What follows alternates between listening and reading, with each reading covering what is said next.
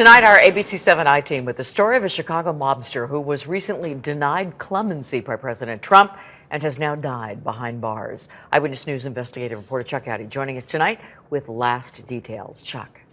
Kathy, Anthony "Tough Tony" Calabrese was suspected of having a hand in the last mob murder in Chicago, but Calabrese will never be charged in that 2001 gangland killing. The I-Team learning Calabrese died this morning while serving a long federal sentence for other crimes. 57-year-old Anthony Calabrese died of cancer today while serving time for armed robbery at the federal prison here in Terre Haute, Indiana. He had applied for Justice Department clemency, but the request was denied by President Trump in April.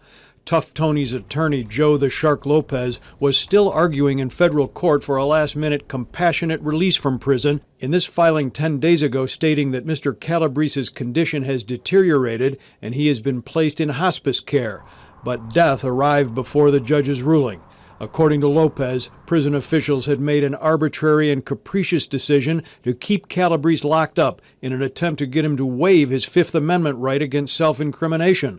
Federal investigators had tried to squeeze Calabrese for 17 years about the gangland killing of this man, Outfit Lieutenant Anthony the Hatchet Chiaramonte, believed to be Chicago's last mob hit before the bosses realized blood was bad for business. The plot to murder Chinatown hoodlum Ronnie Jarrett 2 years earlier was also pinned on Calabrese by federal agents who never had enough to charge him with either.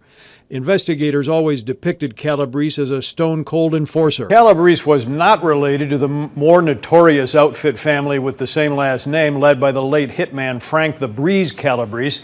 Tough Tony was sometimes known as the other Calabrese. His Bureau of Prisons record tonight still shows him locked up, but according to his attorney, the end came as predicted before he could be released, before the authorities could pin that last mob murder on him.